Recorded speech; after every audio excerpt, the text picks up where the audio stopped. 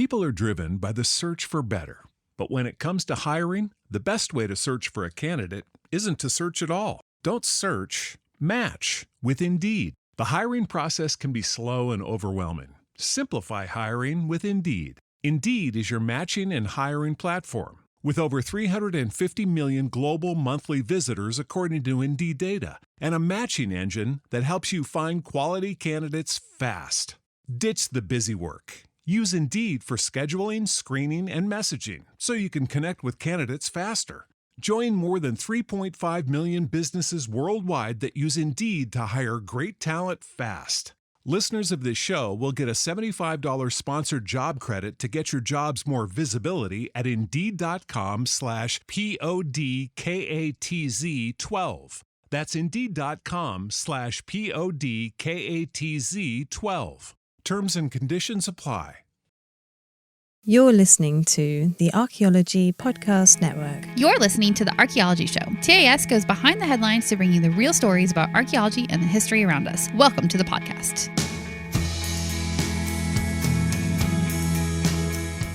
Hello and welcome to the Archaeology Show, episode 212. On today's show, we talk about Ramses' revered rams, club-wielding cavemen, and paleothermometry in Alaska. Thanks for those notes. I appreciate that. Let's dig a little deeper into why Rachel can't say Ramses, something like that.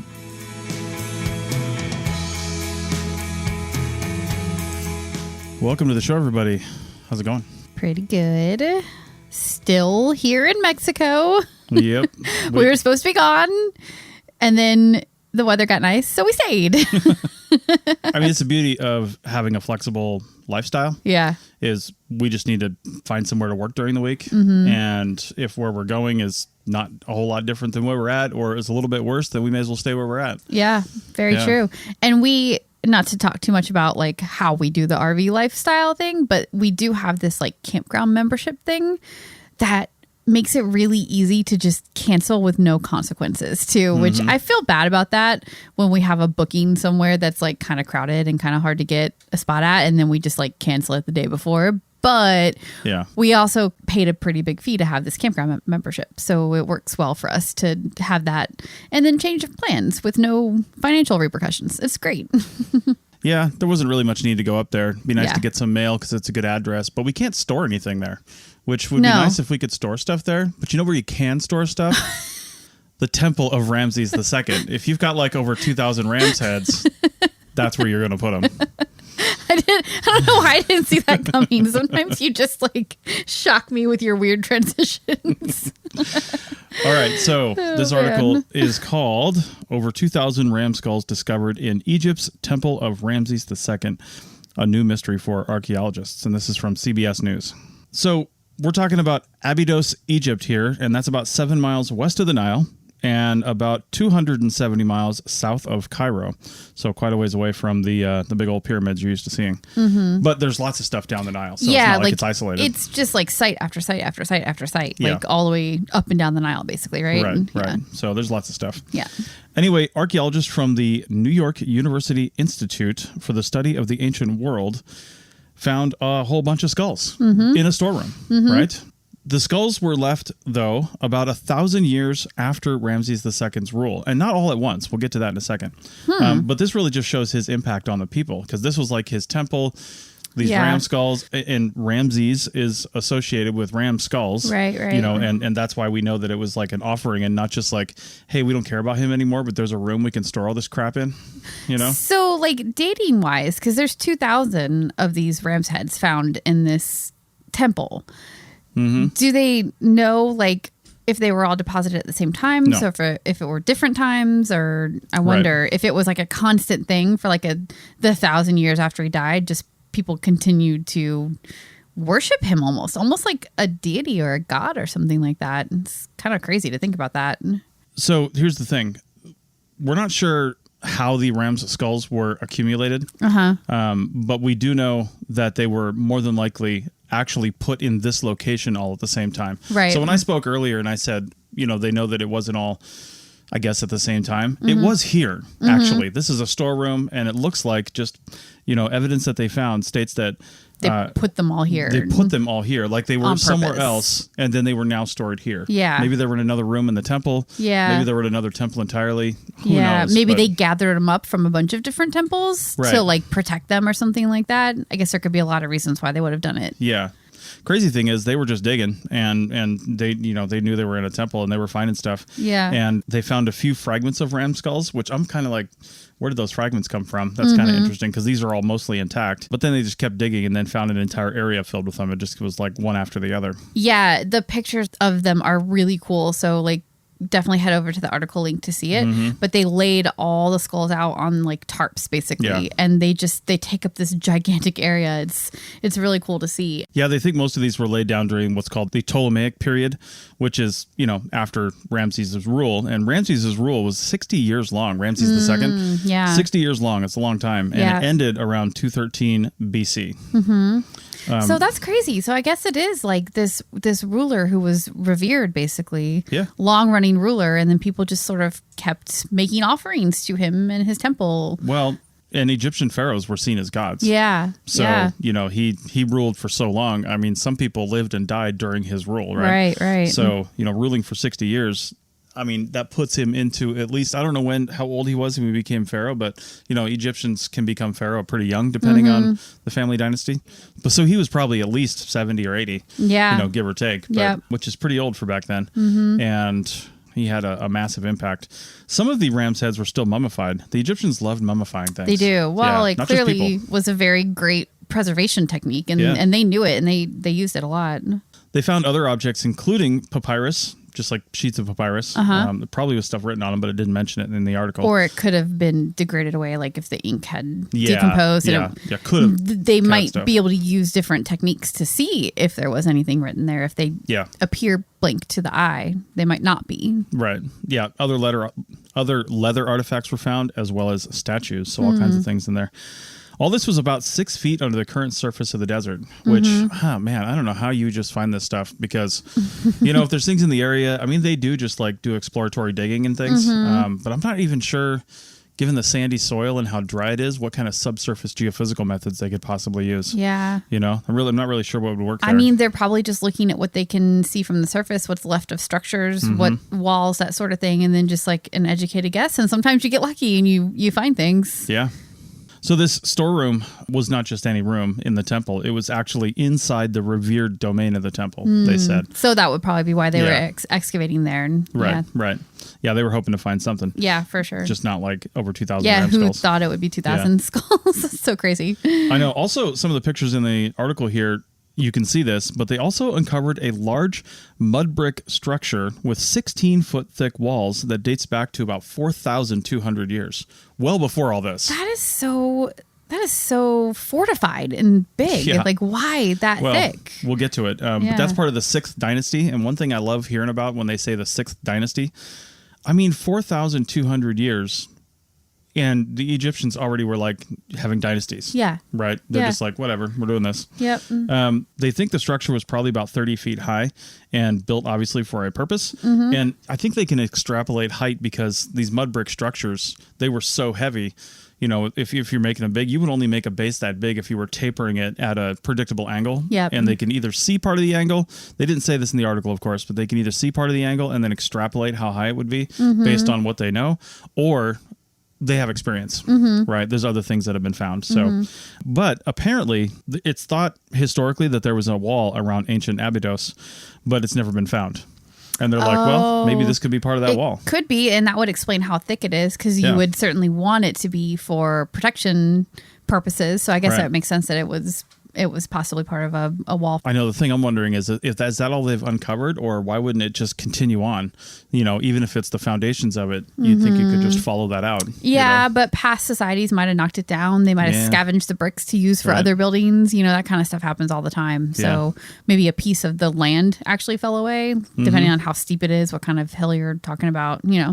anything like that. In addition to the ram skulls and the artifacts, they also found other mummified animal remains, and those include dogs, goats, cows, and gazelles. Okay. They're just like, hey, If it lives, it gets mummified. Yeah, I mean, and they were probably for like sacrifice purposes, right? So Either that or offerings. Yeah. Yeah, offering, well, sacrifice. sacrificial offerings. Yeah, I guess. that kind of thing. Well, sometimes, and again, speaking without knowledge here. Right, but, right. You know, the Egyptians really believed in an afterlife, and sometimes, of course, the animals would have been sacrificed, but not just to kill them, but sometimes to literally provide food for the maybe Ramses, whoever II. it is. Yeah, Because totally. apparently, wherever the Egyptian afterlife is, they've got no food, no money, no supplies to make chariots.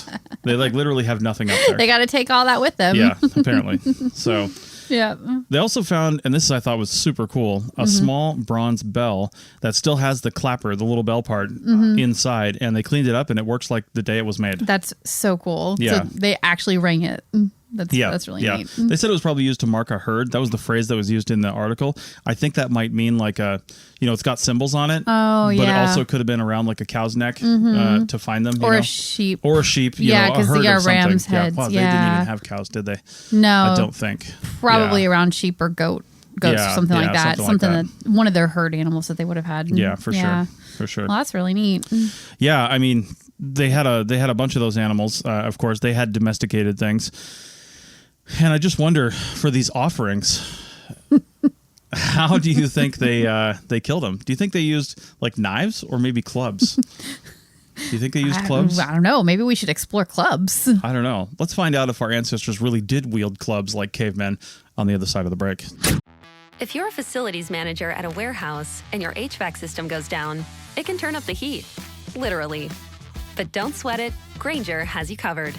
Grainger offers over 1 million industrial-grade products for all your operations, including warehouse HVAC maintenance. And even better, they offer access to experts and fast delivery, so you and your warehouse can both keep your cool. Call 1-800-GRAINGER, click Grainger.com, or just stop by. Grainger, for the ones who get it done. Save on O'Reilly Brake Parts Cleaner. Get 2 cans of O'Reilly Brake Parts Cleaner for just $8. Valid in-store only at O'Reilly Auto Parts.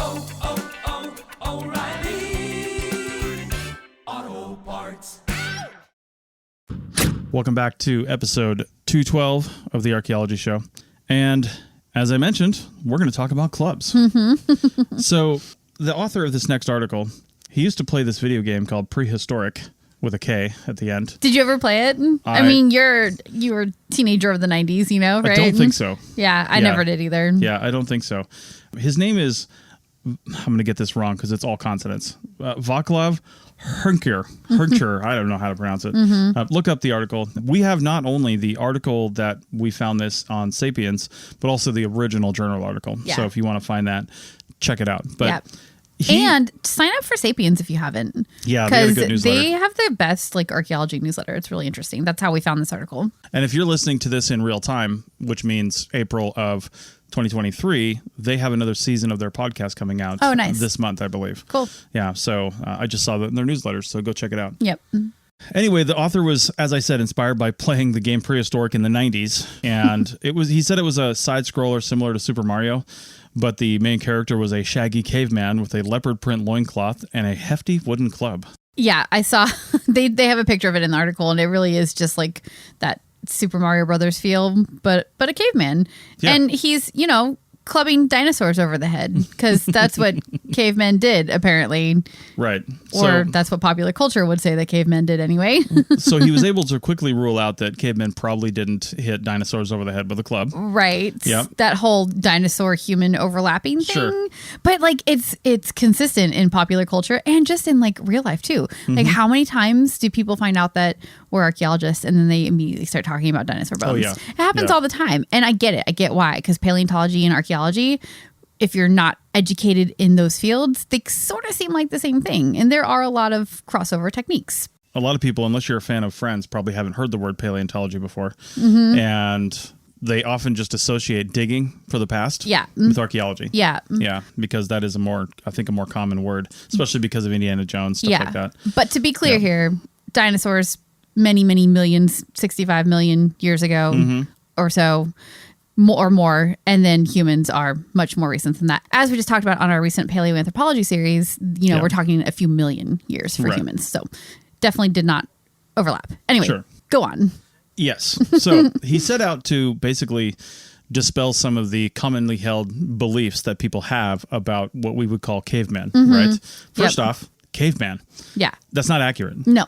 People did do things in caves. They sheltered in caves. They buried their dead in caves sometimes. Yep. They buried other stuff in caves. They died in caves. They ate in caves. They drew art in caves. Right. They drew art in caves, but they certainly didn't live in the caves. Not full time. No, they could have sheltered there for extended periods of time, but you're spending a lot of your time outside. You're spending a lot of time doing other things. And like I said, of course, there could be some shelter, but there's just isn't enough caves to say that all humans of a certain time period lived in caves. Yeah. Right. There just isn't enough of them. Yeah. So it's not even accurate to say that people primarily dwelled in caves. Caves were just one of their habitats and one of their tools for success for living. Right. Yeah. So he wanted to know, given all that information, no dinosaurs, no caves, except for sometimes, was the wooden club, a part of our ancestors' tool set or just a myth? Yeah. And honestly, the article here from Sapiens, and I don't know if he contributed this or if Sapiens was like, we need something different up here. Oh, actually, there's a Flickr attribution on the article for a John Flinchbaugh, but it's a picture of like a Lego caveman holding a club. Yeah. Standing on like a field of carpet. Well, I mean, that image, right? The Fred Flintstone image, the leopard print loincloth and the club, like in the shagginess, it's really gotten into popular culture. It's what you see it everywhere, and even Legos. So, is it bad? I don't know if it's a bad myth necessarily. It's just not quite right. And so it's good to take a look at what is right and what is wrong, which is what he's doing here, specific to the club. So it's really cool what he does here. So yeah, for sure.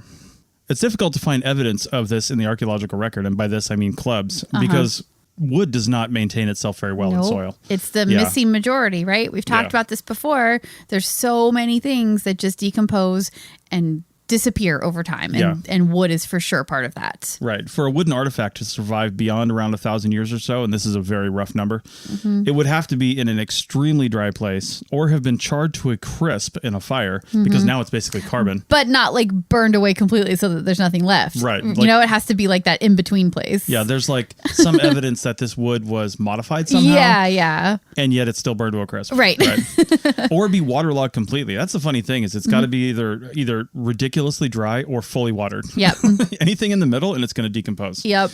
Yeah. So you find wooden artifacts in like bogs and things like that. And also in really dry desert environments sometimes, depending on where you're at. And in caves too, because caves tend to be like dry and cool, and they're really, really great areas for preservation. So you can kind of see how the caveman club wielding image gets created. So. Yeah, and the time period we're talking about here, generally, I mean, as far as, wearing these clothes and doing these kinds of different things, clothes is a very loose term. And when you're talking about caveman, people are generally talking about what we would call the Neolithic, but what the rest of the world calls the Stone Age.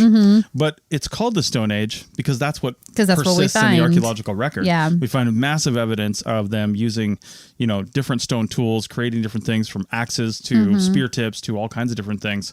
And there's a reason we don't have a wood age, because we wouldn't be able to define it. Yeah, there's just not enough. The artifacts found in bogs and caves and super dry environments, there just aren't enough of them to assign an age to it, basically. And the other thing is, spoiler alert, the wood age would probably be a couple of million years. It probably would. Yeah, we'll talk about that. Wood is easy to use, right? Yeah. It's an easy to use material and it's easy to find. So, yeah. And you don't often need to modify it to use it. Yeah, exactly. So the oldest possible club that the author found while searching through many, many reports, this was a massive study.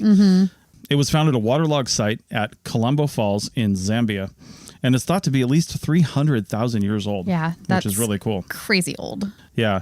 There's quite a few more examples from moorland areas like moors, lake shores, and riverside settlements where, it's more waterlogged in Europe that date to around 6,500 BCE to 1,000 BCE. That's a pretty big range of time then. So obviously many different groups of humans over time were using some sort of club, basically. Exactly. Yeah. And those time frames are generally what's called the Mesolithic, leading into what's known as the Bronze Age. And again, when we change these ages and their names, it doesn't mean we stopped using the other things. It just means we had a higher prevalence of, the new thing, right? Yeah, but then that's what's interesting about wood is that there's no reason to think why it didn't carry through all those ages. Yeah. Like you would put spear points onto wood shafts for throwing or whatever. So that would be Stone Age. And then you would also put metal ones onto wood. So your Bronze Age, right? Yeah. Like wood was everywhere through all those time periods. Yeah, for sure. Knowing what these were actually used for, though, is extremely difficult. I mean, just by knowing its shape, I mean, we kind of think of them as weapons because what else are you going to do with it?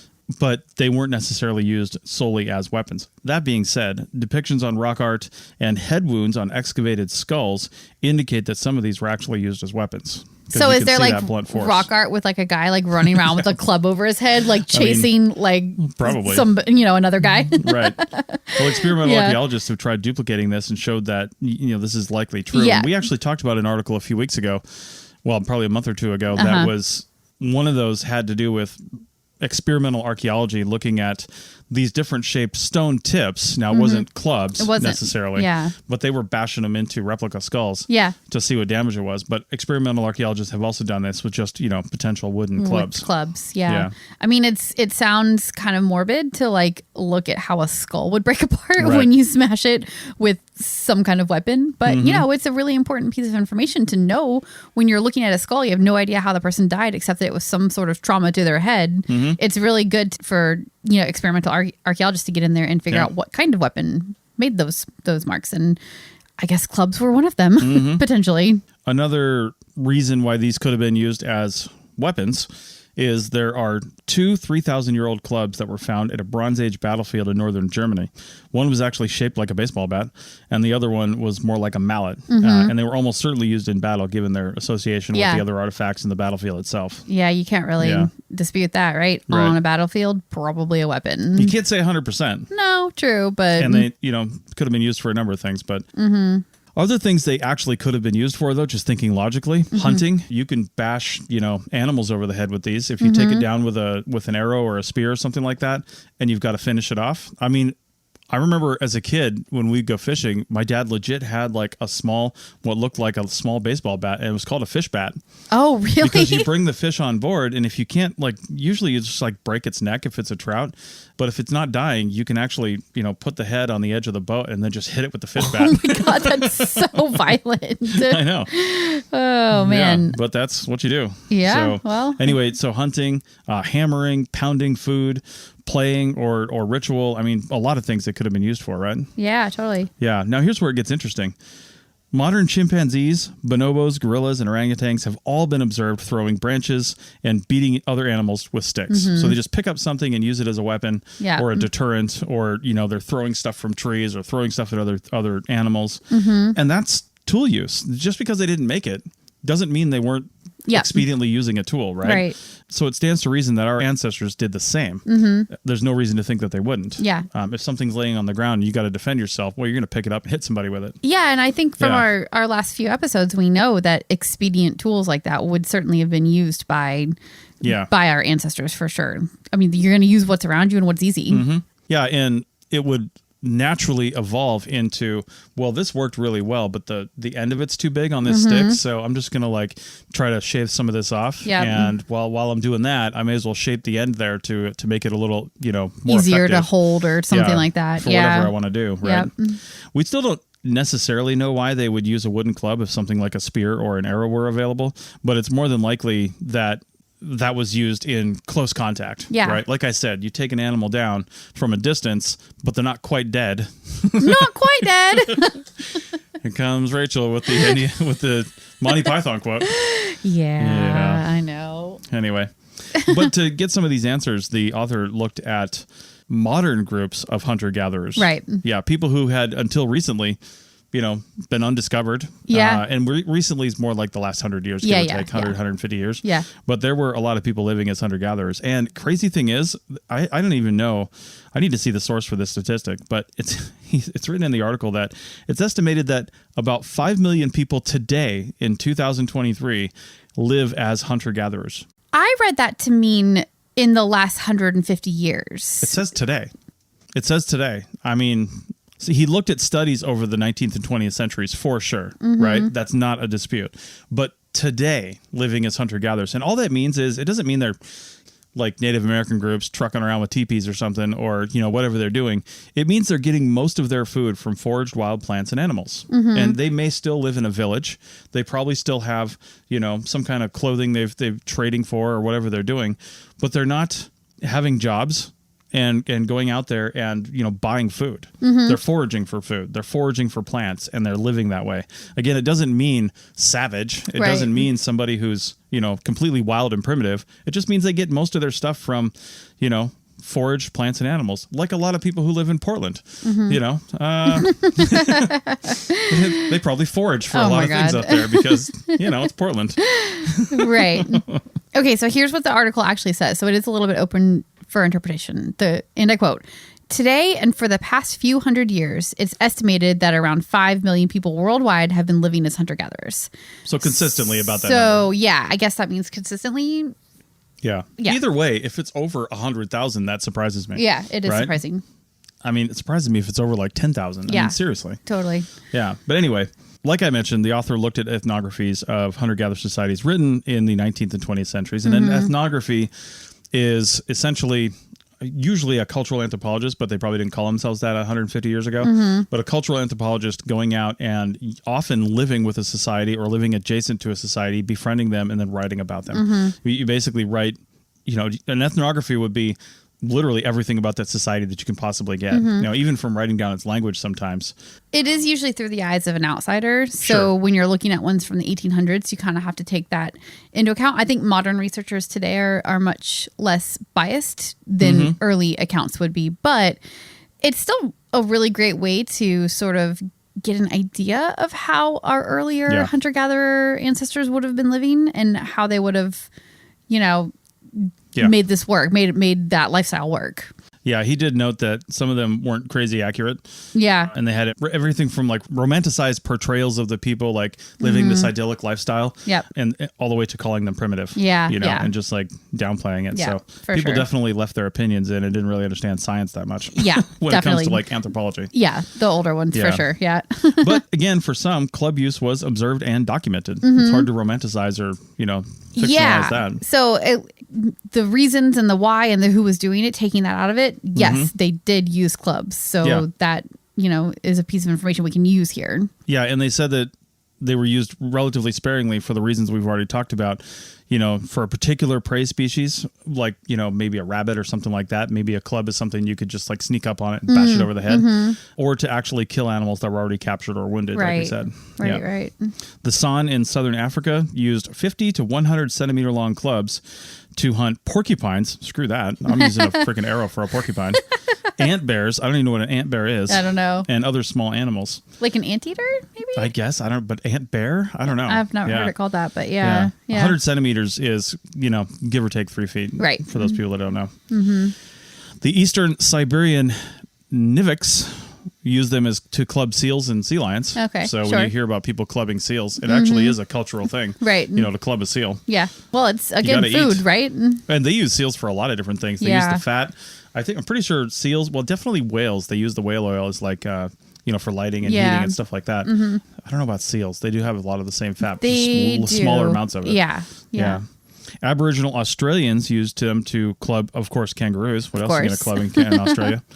And as throwing sticks and boomerangs. Yeah, which we talked about boomerangs not too long ago, too, and how they used them probably as clubs sometimes. So, People in the northwestern United States and southwestern Canada, so that whole Pacific Northwest area for those living in the U.S., used them to club beavers, bears, which sounds pretty bold. That deer, is quite bold. Yeah, and other marine animals. Yeah. So anyway, people all over the world, basically what he came to is people were using these not only as weapons, but to survive. As the close combat. Finish him piece of... Finish them. When you're hunting, sometimes you got to get in there and finish it off. So, yeah.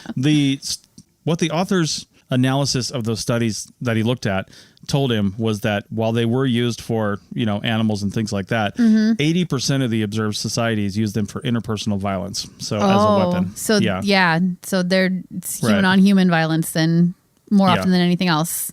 Yeah, which makes sense. I know. Most people, when the arrows and spears were invented, the clubs became a little less used. And because you could hit stuff from a distance and stay safe.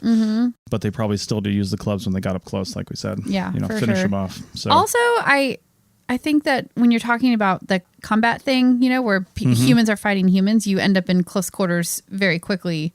Yeah. And you need something other than an arrow or a spear. Those are only useful in the very beginnings, and then you're down to whatever you've got in your hands. So that makes sense again. Yeah. Killing with a club was also seen as mighty and honorable by many societies because of the difficulty and bravery involved. So some people would still, come down to that because it makes them look tough. And that's coming from the ethnographies, I assume, right? Yeah. Yes. Yeah.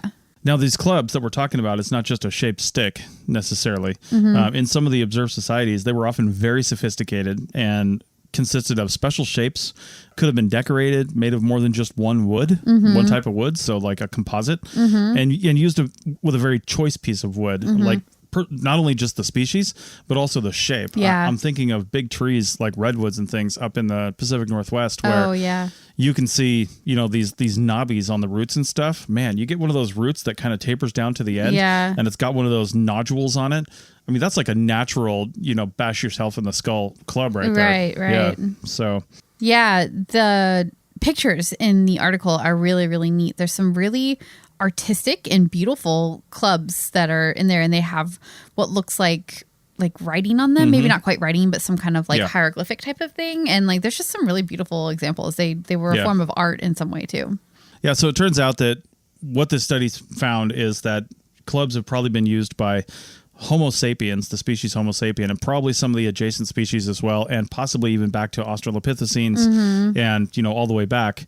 Maybe for as long as primates have been around, they've been using clubs. Yep. The further you get down in time, the more intricate these things could have gotten, the more shaped they could have gotten, a little more intention was put to them. Yep. I mean, they couldn't really shape the clubs until they had a way to shape the clubs. Right. So that kind of means stone tools. You need a tool for that for sure. Yeah. Yeah. So anyway, that's pretty cool. He set out to prove the video game right. And well, at least one small component of it.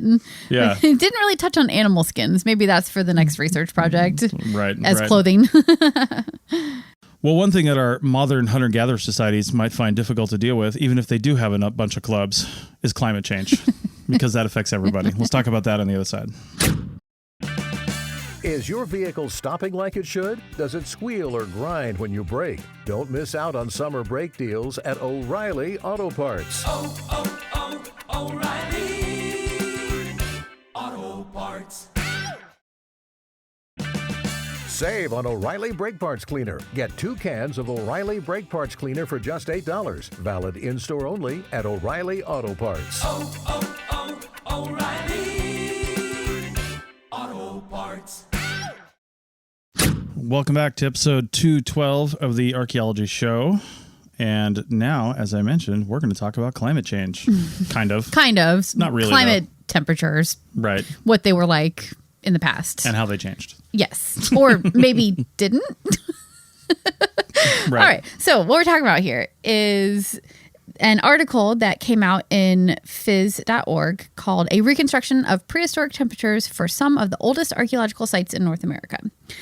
And it is based on a paper that was published in Science Direct, and it's an open source paper. So we will have links to both the article and the paper in our show notes. Yep. But the gist of it is that climate obviously has always been thought to be one of the largest drivers of human migration into North America, from Siberia into Alaska and then down into North America and all the way down from there. Right. And during the last glacial maximum, though, when people were beginning to move in, much of northern North America was covered in ice sheets and glaciers, and there was only a couple paths really to get down into interior North America. Yeah. That being said, though, we do have sites in Alaska that date to the Paleolithic. So, right at the ragged edge of the ice age there. Yeah. When it's really not super great. Yeah. Or at least we think it is. That's what we were thinking, right? But we know that they lived there because we have the sites. Yeah. It's so they were braving the cold, I guess. It was worth it to be there to, keep moving south, I guess. But, it's always nice to have actual evidence. So in this study, the researchers are basically trying to reconstruct the past climate of Paleolithic sites. And they chose a group of sites specifically in Alaska's Tanana Valley area. So this valley in particular was never fully glaciated during the last glacial maximum. So it might have been more hospitable to humans. And that's probably why we have more sites there too. There's 6 of them that they chose to do this study at. Yeah. And people didn't travel back then just like we do, crossing several states in your car just trying to go to, grandma's for the holidays. Right. Right. They traveled extremely slowly, usually following food, or escaping situations, right? So they could have started that way, but then they're following migrations, they're following food, and they're just pushing on. They have no reason to stay one place over another. So, you go where the food is and why not just keep moving and look around? Yeah. So, but it takes thousands of years to do that. It does. And we had always assumed that maybe they were trying to escape the cold weather too. Like they're pushing south for that reason as well. Yeah. Well, there are sites in this area that date back at least 14,000 years. And we know that through other dating methods that they definitely date to that old. Yep. There's carbon dating and all that to say what the ages of these sites are. And one thing that helps us with any site of really any age is to really understand what the environment was like at the time that we're looking at, because that tells us what kind of animals could have lived there, what the daily temperatures could have been like, what the winter temperatures could have been like. Vegetation. Vegetation. Like all the things that would have contributed to a hunter-gatherer society existing and thriving. Yeah. What kind of like clothes and coverings would they need to have, just to survive a night? Yeah, totally. So in the past, we've used changes in vegetation and pollen to sort of catalog the broad changes across an area. But the problem with that type of study is that it's not very precise. You get like colder versus warmer from the data, but you don't get that quantitative, like exact temperature type of information. So Dr. Jennifer Kielhofer is a paleoclimatologist at DRI, and she's the lead author on the study. She and her team wanted to find a more precise temperature history for the area in the Tanana River Valley in Alaska. Yeah, for that, they used 6 sites along the Tanana River, and that's located on the interior of Alaska, southeast of Fairbanks. Yeah, they used soil samples from those sites to actually reconstruct the paleoclimate using a new technique called, this is weird, BRGDGT, and the BR is lowercase, the GT is uppercase, paleothermometry. Yeah, and we'll get into what that is exactly in just a second here. Paleothermometry itself uses the temperature records stored in preserved bacteria to build the climate profile of an area. And that was like super confusing to me, actually. So I had to like deep dive that a little bit to find out exactly what it is. But BRGDGTs are membrane spanning lipids that alter their cellular membranes in response to changing environmental conditions. And then you can track these changes and use that to construct the precise temperature profile of an area that has these little bacteria in the soil. Yeah. Basically, that's how that works. Yeah. In this case, with the samples they found, the mean air temperature in the valley was over the 14,000 year period was above freezing. Yeah. With a precision of 2.8 degrees Celsius, which is somewhere around probably 6 to 8 degrees Fahrenheit. Yeah. So above freezing is not what you would expect to see in Alaska during the last glacial maximums and in places where it's supposed to be like super cold. Now we know it wasn't fully glaciated, but that doesn't mean it's not cold up there. But to have a mean that, is above freezing is an interesting piece of information that we didn't have before. Yeah, and the other reason this is surprising because in the rest of the world, there were pretty big swings in temperature during the Younger Dryas and the, I don't know if I'm going to pronounce this right, but the Bowling-Iditarod time period. But this area was sort of buffered from those swings for whatever reason. Yeah, which again is probably why there were people here. Yeah. Like they naturally found these places that it was a valley, it was by a river, and it just is buffered from these bigger swings in temperature that were happening in other places around the world. And it meant that they could survive and thrive there and eventually keep pushing south. But at least while they were living there, it wasn't this like terrible, covered in ice and snow situation that you might think it was. And the article mentions that we still don't know why they left. But does that indicate, I'm just kind of wondering, theoretically, does that indicate that we have a certain time period where there are sites and then thousands of years where there's nothing, indicating people actually did left? Or do we have 14,000 years of history there, indicating, well, people have either passed through there a lot or maybe some stuck around and they kept coming back? You know, I really don't know what the archaeological record looks like there. Yeah, that actually is an interesting thing. It would be a good like next step to sort of see what this actually means. Were we fully occupying this area, you know, forever from there on out? Or was it a move on and leave it behind? I don't really know. They did not say in this article. Yeah. So. Well, the last thing I wanted to leave, which I thought was just kind of like the perfect ending, is the actual final sentence from the actual paper itself.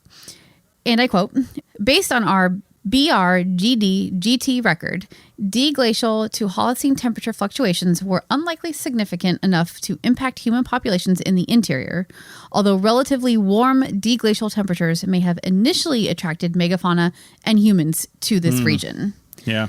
So basically unpacking that is the temperature fluctuations weren't crazy big or causing problems.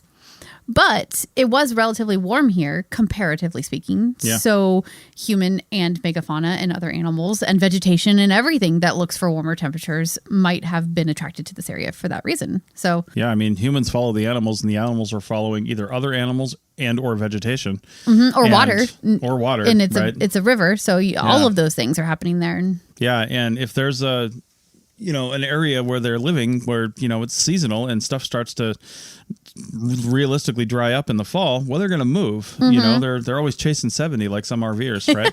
So, you know, they're looking for those temperatures and those places where they can consistently eat, find food, if they're not cold adapted. Obviously, we have species that are cold adapted. They can live off very little during the winter time. They live in the snow. Doesn't matter to them. But you know, not every animal is like that, and they need to migrate for seasonal reasons. But if they don't need to leave, then why would they? Yeah, why would they, right? Yeah. That was the most interesting thing about this article, is that those fluctuations that you're always told happened with the glacial maximums and stuff like that just might not have affected everywhere equally. Right. Which gave opportunity to both animals and humans alike to, you know, to live, and to thrive. I'm guessing one of the reasons they either pushed out of that area or just continued to migrate south into North America was because as the glaciers did start to recede, you know, these temperatures became a little more favorable in those areas that previously realistically didn't have them or were covered in glaciers. Yeah, totally. You know, so they were able to move where they weren't able to move before. Yeah. Now, before you write a nasty email to me right now saying that humans traveled along the coast following kelp fields and things like that, that is another theory. You know, it is another one. And some people could have done that. Some people didn't, you know, and the ice-free corridor that opened up between the massive glaciers that were on the east and west sides of the North American continent, basically in Canada and the northern United States, is one place where we have found sites, and we do know that people utilize that. It was a path, for sure. But it doesn't mean it's the only one. Yeah. Yeah, so we're just talking about the people that didn't even get to that point and possibly didn't even follow the water around. No, they followed river water rather than coastal water, you know? Up there they did. Yeah.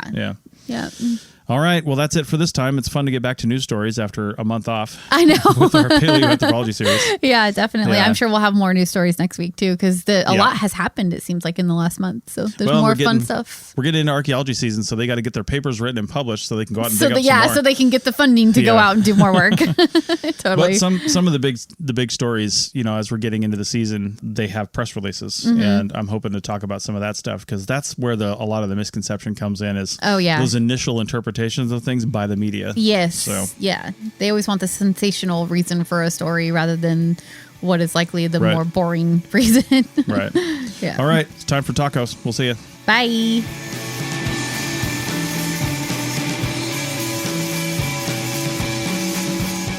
Thanks for listening to The Archaeology Show. Feel free to comment and view the show notes on the website at www.arcpodnet.com. Find us on Facebook, Instagram, and Twitter at ArcPodNet.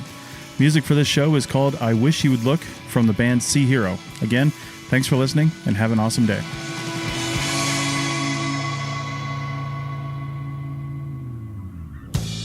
This episode was produced by Chris Webster from his RV traveling the United States, Tristan Boyle in Scotland, DigTech LLC, Cultural Media, and the Archaeology Podcast Network, and was edited by Chris Webster and Rachel Roden. This has been a presentation of the Archaeology Podcast Network. Visit us on the web for show notes and other podcasts at www.arcpodnet.com. Contact us at chris@archaeologypodcastnetwork.com.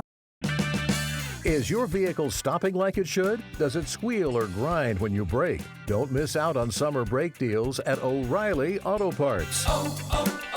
O'Reilly Auto Parts. Save on O'Reilly Brake Parts Cleaner. Get 2 cans of O'Reilly Brake Parts Cleaner for just $8. Valid in-store only at O'Reilly Auto Parts. O'Reilly Auto Parts. .com.